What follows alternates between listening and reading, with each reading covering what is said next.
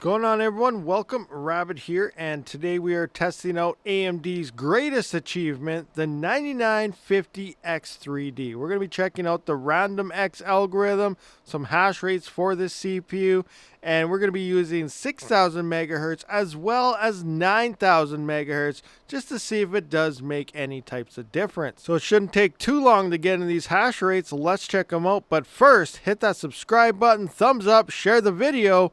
Let's check out some numbers. All right, so here are the numbers. And keep in mind, I'm also on the X870 motherboard. So using something smaller like a B650 or something might save you a few watts of power as well. But I just want to point out that this is an X870.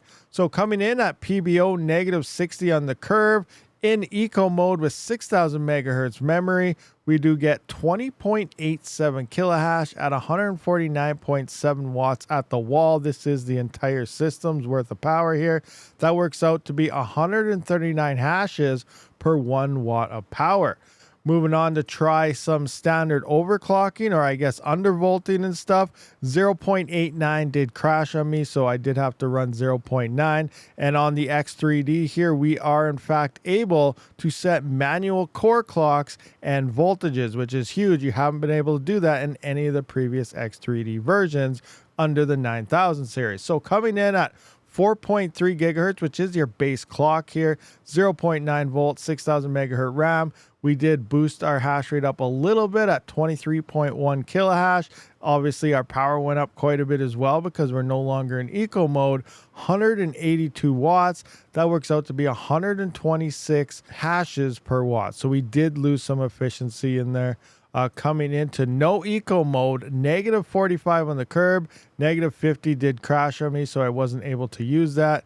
26.6 kilohash at 289.3 watts, and that is a hash to watt ratio of only 91 hashes per 1 watt of power. Now I put in some 8000 megahertz RAM, and it did boot up and it did run, so that's awesome. We did start with the same settings here. PBO negative 60 curve, eco mode on, 21 kilohash, so we got a slight boost there. Obviously for the price, it isn't anything dramatic, definitely not worth it.